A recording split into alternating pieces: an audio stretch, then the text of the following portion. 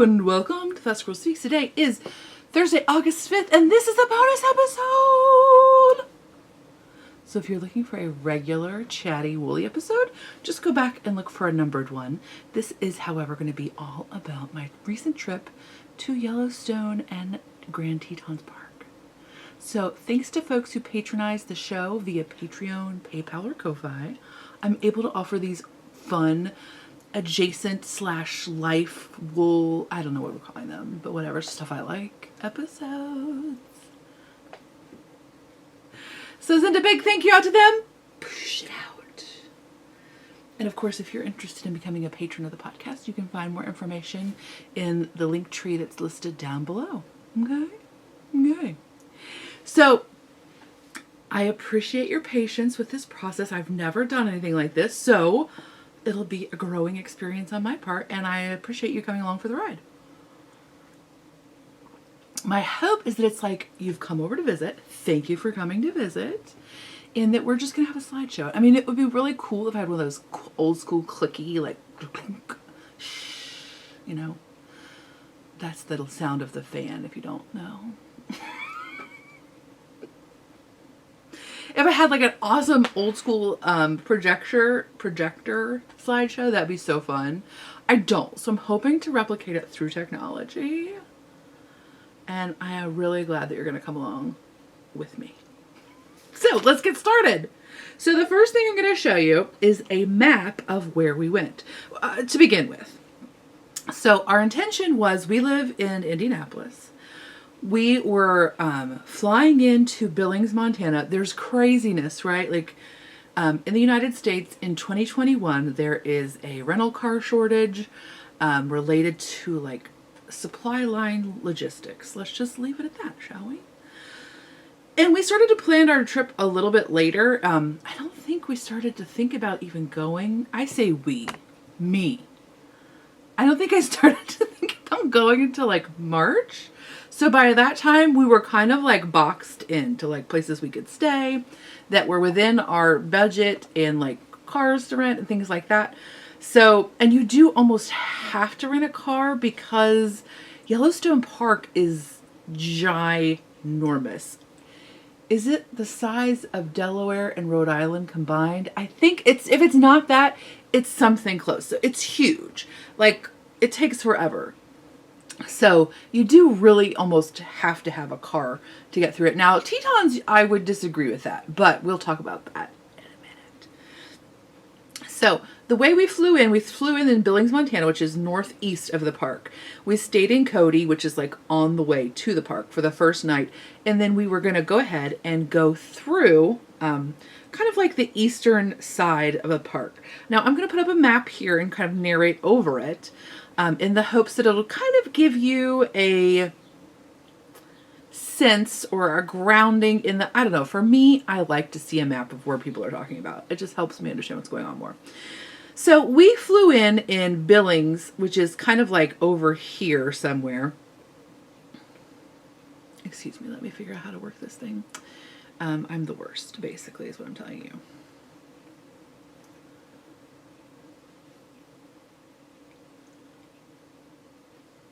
Okay, so I've included here a map just to kind of give you a general idea of what's going on. We flew into Billings, Montana, which is kind of over here. It's not the ideal place to fly into, but there are restrictions in terms of like car rentals and flights and things like that in 2021. So that's where we ended up flying into. And ultimately, I'm really glad that that's what happened. For one thing, the Billings, Montana is on this like mesa, which is really cool. But neither here nor there. We landed quite late. So in the dark, we drove to Cody, which is about here-ish, Cody, Wyoming. And so it gave us this great opportunity. And when we woke up that next morning and drove into the park, this area is gorgeous and a completely different landscape than I was expecting to see on this trip. So I'm really glad that happened. I'll have some video in a moment of that, but it was just fascinating. But just again, we generally then drove up to Canyon Village, and that's along the way we saw the Grand Canyon of Yellowstone, which is sort of like over here-ish. We saw a lot of buffalo in Lamar Valley, which is here-ish. And then we did mud volcanoes, which is over here-ish. So that's what you're going to see that we did in Yellowstone this first day. But then we drove down to Grand Tetons, which you can see there, because we had a float trip to check. A float trip to meet in Grand Tetons for the Snake River. But the parks are almost adjacent to one another. There's this narrow corridor, which I believe is the Rockefeller National Forest. I could be wrong about that. But it seems like they just flow right into each other, especially when you're driving. But here we are. We're back traveling from Cody, Wyoming into the entrance of the park. And so again, I'm seeing buttes. This is fascinating. I've never seen anything like this other than in like my 8th grade earth science video or textbook. So you'll see a little video of us driving just because, again, it was just so different than anything I had ever experienced. I'm glad we had the opportunity to see this landscape. It was definitely a bonus of the trip that I did not expect to get to experience. But you'll see here, there's, you see this very scrubby stuff in the foreground. There are still trees. You can see them in the midground. But again, seeing these like weathered formations that look, what I imagine is something like sandstone. I'm not a geologist. Please feel free to correct me in the comments section. But then we drove into, that was Shoshone National Forest. And so I'm not sure at this point where we are in terms of the lands. It is Shoshone, Bannock, Shoshone, Cherokee indigenous lands originally. But you can see, again, these very craggy formations, which were just so interesting to me. And here there are lots of, we're not in the national park yet because there were still lots of pullouts that were marked for rock climbers. And there's these giant fissures. I don't know if you just saw it there, but there's these giant fissures where the formations are almost clefting off of the mountain itself. So it was just fascinating. And then here you see a transition into, again, it's a very similar geologic scape, but you see this change into like this split rail fence, which I know seems like such a minor thing, but it was a fascinating change to me. And then this is our actual first thermal. So this is the first time we're actually seeing thermals. We see them smoking in the background. But of course I had to stop and take pictures of lichen and some wildflowers that were very different to us. And we were just overall struck by the beauty of the wildflowers throughout the whole trip. But then we got to see our first actual bison. I say our actual bison because we had actually seen some other bison before we got to this point, but this was the first one we got a photograph of. So then we are quickly stuck in this traffic jam that we got into in the Lamar Valley as people stop and take pictures of the buffalo because, hi, that's what you need to do, clearly. So they were just awesome, right? Like it was just an amazing experience to get to see them. They were crossing the road, they were hanging out and causing drivers a little bit of consternation, but overall just being amazing. And so then we moved into the Grand Canyon of the Yellowstone, which is this fascinating, again, such a different geologic landscape to experience. And again, what Yellowstone is actually named after, this yellow stone that you are seeing. But again, just so different visually than anything we had seen up to this point. I apologize for this image quality. It's not as great. I realized that my battery had died on my good camera from maybe taking an insane number of pictures of bison. So, I'm sure you're there with me.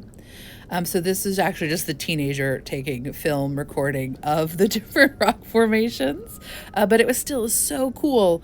And again, you just walk in this parking lot. This is like 15 feet from the park. Okay, this is like 100 feet from the parking lot. Fascinating.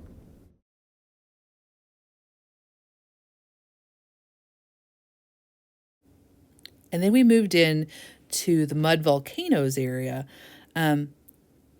This is just this super active area where you're seeing lots of geothermals. You can see the steam is just like rolling out of this one, and yet you have all this really cool vegetation that's growing around it. Just chilling, just hanging out with this very acidic environment. From what I understand, this is the acidic part of the park. The other side that we'll get to later is the basic part of the park. And the reason it's so fascinating that you see all this vegetation is that it stinks. It stinks so badly.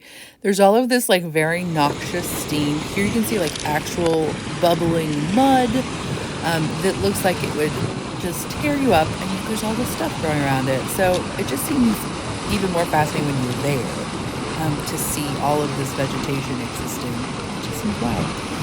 But this formation is the bubbling mud. And so this is, again, all sort of at the very close to the parking lot. Both of these formations are just a very, very short walk for folks, and they are it does accessible look like if you need a wheel Bison device to help you get somewhere. But then as you go on past this area, there is a short walk. It's only like 2 thirds of a mile, but I talked to the podcast about how I really love trying to get like just walking up the tiniest hill. Oh, I thought I was gonna pass out. Not really. But I really did require a lot of encouragement from my family to get my behind up this hill. Elevation is not playing around. It's ridiculous. But with lots of encouragement with them, I'm so glad I did, because we get up to the top of this rise. And again, this is all boardwalked. But we get to the top of this ride, bison. There's just a buffalo hanging at Sour Lake. He's just, you can see him over there to the left. What you don't see on the left is all of these people looking at him, which is really fun. But they're all just like watching him hang out in his bison self.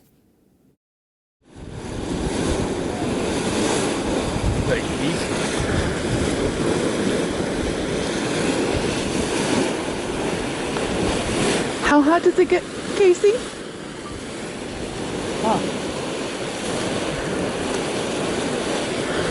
Talk over that one because I did want you to hear like how loud it is. And this is actually an interesting place too, because this is still in this like mud volcanoes area. But apparently this little lake was actually quite placid and considerably cooler, even like 20, or I guess now we're old, like 40 years ago. I still think 1990 was 20 years ago. Sorry. But in the 90s, there were earthquakes, and they increased the heat in this lake, and to the point that it's now boiling. And in fact, the next thing you'll see is this originally an area that had a mud geyser that would shoot off every once in a while. And it's, again, this earthquake activity has now made it dormant, and there's, who knows what will happen in the future with how it changes. But this is a really very, very dynamic area of the park. So then here's like silly video through the car windshield of us driving into the Tetons, just because I was really, really excited to see the mountains. So I know it's not great video, but here it is anyway. And then here is us, just to give you an idea, we did do a float trip on the Snake River. And I did include a bunch of pictures of that because it's mostly just like my family and edges of it. And it all looks quite similar to the last photo you saw.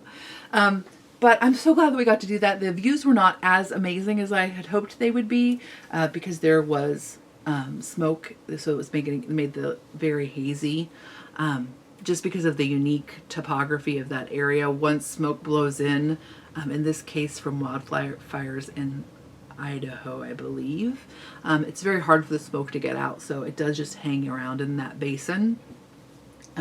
And I was a little afraid that our guide was going to be too cool for school. Like, he was definitely not Meryl Streep in A River Wild. Do you love that movie? Kevin Bacon is the bad guy. It's highly enjoyable. I'm just saying. So he was not Meryl. But It was that kind of boat with like the big oars where the guide is in the middle of the boat. This guy happened to be a guy.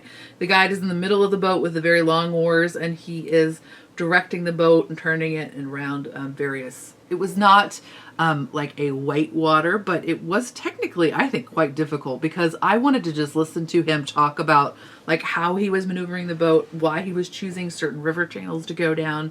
It was, fascinating, right? Like that's a whole thing that I know zero about, and it's so cool. And really tough looking, right? I'm not gonna lie. I would just like to do it so that there'd be a picture of me being real tough. But even though he was very cool and maybe just a little too cool for school, he was also he warmed, like he was charming enough that I warmed up to him by the end because he was very knowledgeable about wildlife. We saw beavers, we saw bald eagles, and we saw at the very end we saw this little mule deer fawn that she was like lying up on the bank, like in the foliage. It was so sweet. She was so little, but her ears were so big.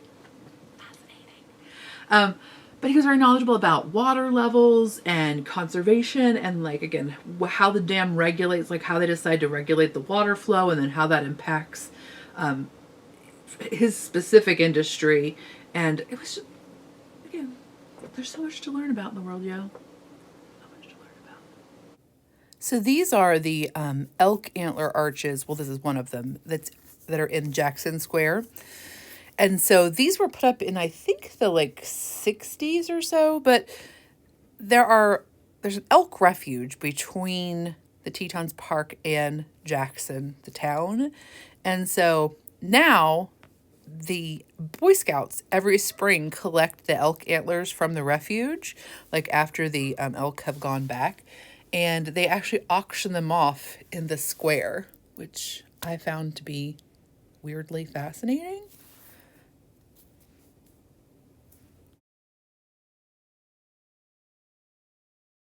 But also we went to the National Wildlife Art Museum, and I had not heard anything about this. We just happened to drive by it. It was awesome. I saw my first ever aspens. Y'all, I'd never seen aspen trees before in real life. It was really exciting. And so here are just some highlights for my fiber people. There's like a full-on, right? This piece is by Ruth Marshall, who knits. She originally worked at the Bronx Zoo and started to get the idea to knit animal pelts to both allow people to see them in a way that doesn't harm the animal and then also to maybe contemplate how many pelts are out there and existing in the world. There was also this amazing tapestry, and I apologize, I cannot see the artist's name, but I did highlight certain areas of it because it was just astounding, right? And the aspens with the eyes. What is up with that? The trees of the north. I didn't know. So then we get to my absolute highlight of the trip, swimming in String Lake. Y'all, it's the best. 10 out of 10, would recommend. Do it again, anytime in the area. It's amazing. Not only do you have this beautiful, pristine lake that you can see mountains as you're just floating in the water, it's right next to the parking lot. So you can go swim and pop out in your wet bathing suit and not have to worry about hiking in a wet suit. There were few enough people there in the evenings. We went around sunset, as you can see, around dusk. And there were few enough people in the parking lot that I could just like change out of my wet stuff in the parking lot, like between the doors of my car. It was awesome. It was absolutely amazing. The water is cold enough that there are no snakes or snapping turtles. So even if you're an anxious Nelly like me, it's a delight. An absolute delight, I tell you. And then you can drive along and look at all of the scenic Jenny Lake outlooks for sunset. Come on. Are you kidding me? How am I even allowed to do this? It's absolutely ridiculous. So then the next few pictures are from Jenny Lake, which we did a hike. You don't have to do any hiking there. If you would like to, you can ride a water taxi across to see the hidden falls, which are these amazing falls, which I don't have any pictures of because they were really amazing. Sometimes you just have to experience them with your own eyeballs without a viewfinder in between. So you can take a water taxi out and back. And by the way, it's amazing to take. I'm not at all dissing the water taxi. It's amazing. But what I think I would definitely recommend is what I did, which is I walked the southern part of the trail. And so I got to, see lots of beautiful views. I got to see some moose poop. Don't want to brag. It could secretly have been mule deer poop, but I'm going to believe in my heart that it was moose poop. I'm just going to believe it in my heart. There's a lot of it. Anyway, and it was right next to this place that was called like Moose Pond or something, so it's clearly a moose. Anyway, so you get to see all of that. You get to see like wildflowers and lichen and boulders and cool stuff. And you get to be just tired enough if you're me. Well, okay. When you start it, you think you definitely cannot go any further. I definitely cannot hike these 2 miles. It's like 2.5 miles or something. I definitely cannot make it. And then your family says, no, you can do it. You're going to be okay. You definitely can make it. And you're thinking, these people don't even know what it's like to be in my body. And they don't. But whatever, they're very encouraging and positive. So you just keep going. Thanks, family. But so what I did is I hiked that southern part and then I took the water taxi back, which I highly recommend because it's just enough of a little walk to make you feel like you're in the place and that you're doing the thing. But my family walked the other part and they came back and looked like they had been put through the ringer. Now, this is partly because, again, we were just new to the elevation and they refused to take any water with them. This is what you get for always being the prepared person, is that the other people in your life don't know how to be prepared for things. But they made it. They were fine.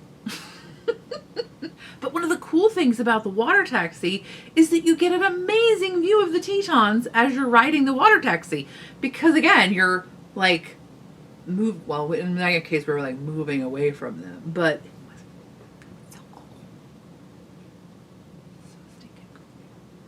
my family did say that there was the rest of the hike, while exhausting, was amazing. There were like big boulder fields at one point. There's this big boulder field where there were tons of butterflies flying everywhere. But then that was quickly followed by them questioning their life, frankly.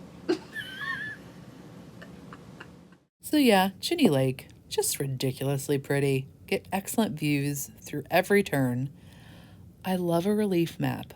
I'm not gonna lie. There were lots of relief maps. I spared you pictures of all of them, but I did kind of want to include all of them. But we got to see huckleberries. We got to see thimbleberries. We got to see so many wildflowers. It was just bonkers, quite frankly, how many wildflowers we got to see. We got to see these amazing lichen because these boulders are enormous. They're just huge. In fact, my family, as I said in the other part, they saw this boulder field that was spectacular. But just amazing views at every turn. Everything is gorgeous. And then I got to see some falls as well.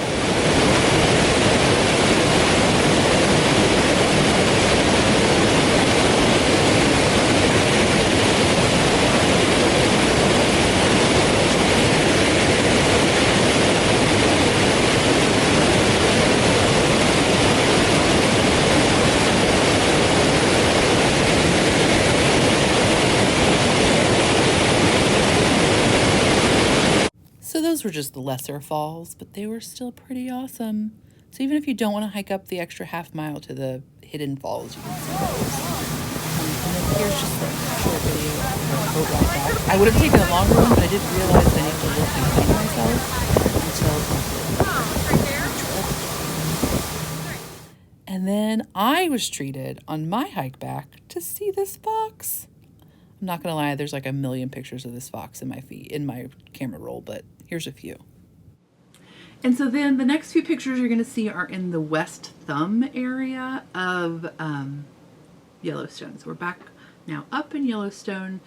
We spent like 3 nights in the Tetons, and then we headed up to Yellowstone. And this is the beginning of our day that ended in dismay. But this is the West Thumb area, which is so cool. So cool because you see all of these geothermal things right next to Yellowstone Lake. So you see all these like wild, like again, like all of this like crazy landscape and then a beautiful, huge lake running right up to it. In fact, there you see actual runoff from one of the thermals into the lake. Here are some thermals that are in the lake. Some of them are bubbling. Some of them are currently inactive, but they are still so cool. There were actually people kayaking up next to them, and I was highly envious. But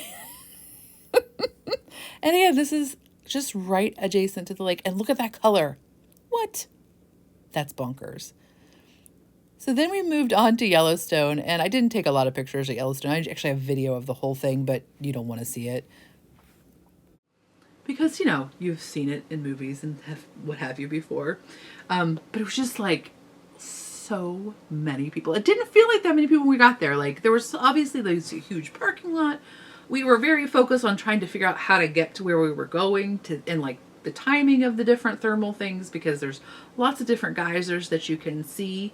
And sometimes you can swing it so that you can schedule several in the day, which is what I had originally intended to do. But you walk up to Old Faithful, and there are benches all around it in like a semicircle, or even maybe more than in a semicircle.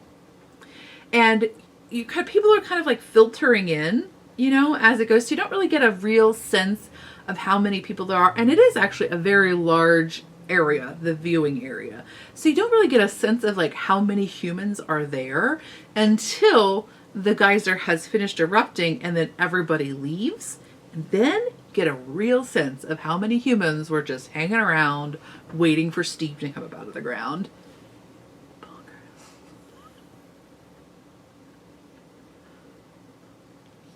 So we thought, oh, we'll go, you know, I was originally wanted to go into the like visitor center because again, that's what I really enjoy about the parks is like all of the information that's there that you can read and learn. And it's so cool and so fascinating. But there was a line to get into the visitor center, which told me that there were a lot of humans in there. And we are still in. And nobody's wearing masks. I mean, I know at this point, the CDC had said if you were vaccinated, you didn't need to worry about it, or that you didn't need to mask unless there were a lot of people. But like, there were a lot of people. And then like, you felt very conspicuous to even wear a mask, which is what we were doing when we were inside, because there were so many human beings. If nothing else, I just wanted one to hide because there were too many people close to me and it felt secure to hide from them. But anyway, we just got like collectively overwhelmed by humans and the press of flesh. So we decided, oh, we'll just go to our shack in Gardner and enjoy that time. But one of the awesome things that happened on our way to Gardner is that we got to see what? We got to see bighorn ewes. How exciting is that? I'm pretty sure they were ewes because I looked up the difference between the horns of the yearling males versus the ewes, and they seem like they are the sickle shape that is the correct shape. And also like I'm not seeing any dangly bits, but you know, I'm not an experienced ewe spotter from afar, but it was very, very exciting to get to see them. And it made the nail biting trip through the north entrance much more enjoyable. It was amazing. Like, again, you have such a different landscape as you're driving out of the park. It's like you're in like 6 different planets on this vacation. It is really bonkers.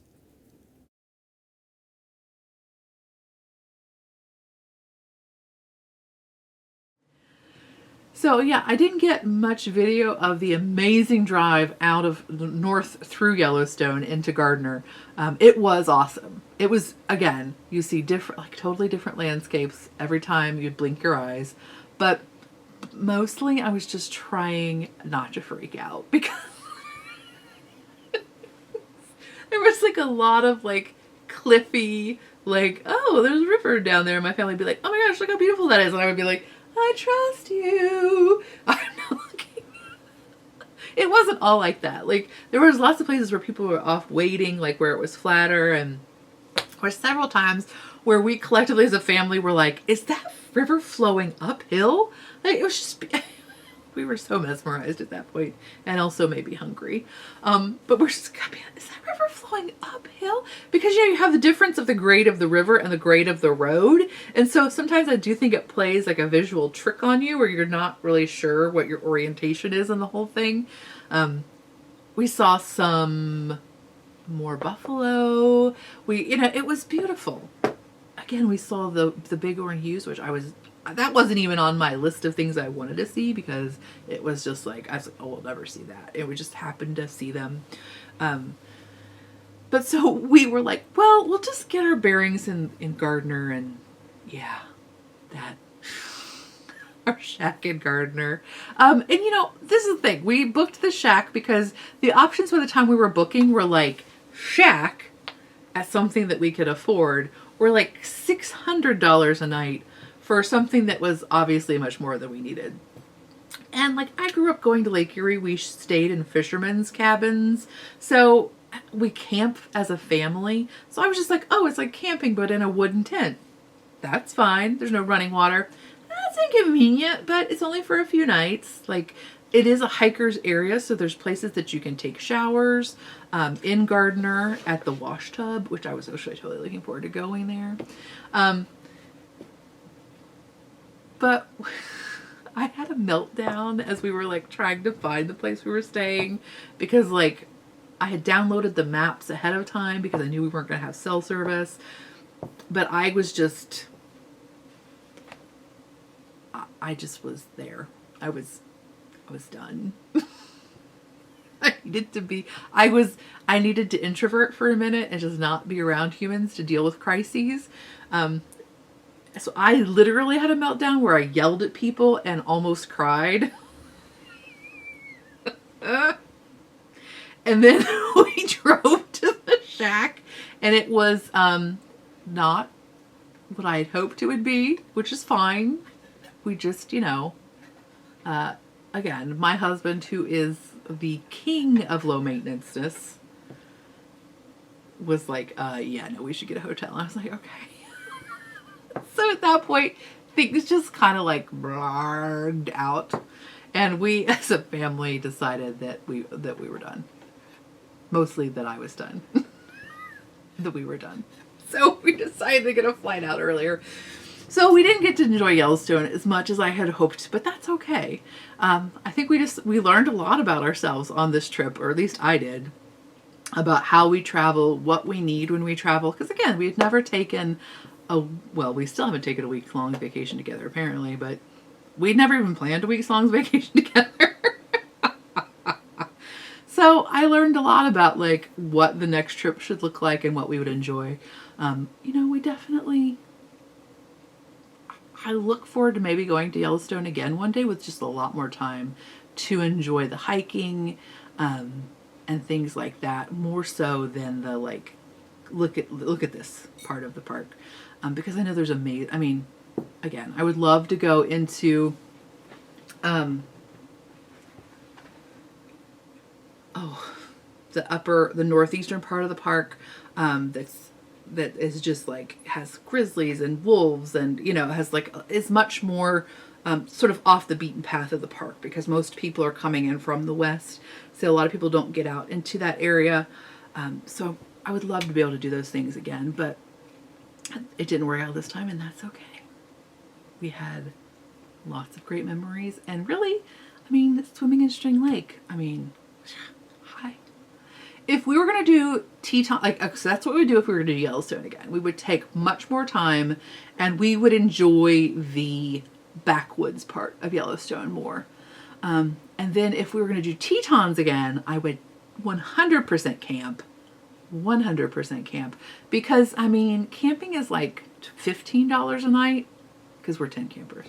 camping's like $15 a night, and all the hotels are over, like, everything that I looked at was like 250 plus.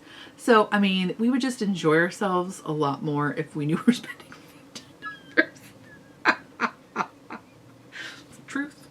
And also, we would definitely do bicycles because there are amazing bike paths. Yellowstone, not so much, although we did see tons of people biking in Yellowstone, which, like, fist bump, y'all. Those were some serious elevation climbs in a bike. I don't know. Some of them were e-assist, but even with e-assist, it would be intense. But lots of them were not. And I was just constantly like, who are you amazing human beings? Amazing. But anyway, if we're going to do Tetons again, we would definitely do bikes because it's really easy to bike in and out of Jackson because it's that plain is just, there's not a lot of elevation change. It is a distance, but it's beautiful. And then the beautiful thing too is if you ride a bike, you don't have to worry about getting to places early or late enough because you can put your bike, you can chain your bike up wherever you need to. You don't need to worry about a parking lot. And again, you can just bike and look at stuff and be in the moment a lot more than you can if you're in a car, especially for the driver of the car. It's just, I think it would be an amazing experience. So I would really love to do that if we went back. So yeah, but we had a great time, except for that last day. And even so, we've got good stories to tell about it. And I think it made us all stronger as a family. And again, taught me a lot of lessons about what we need in the future. So anyway, thanks for hanging out with me. Thanks for coming over for the slideshow. I'll have a regular episode again just in a few days, and we'll talk more later.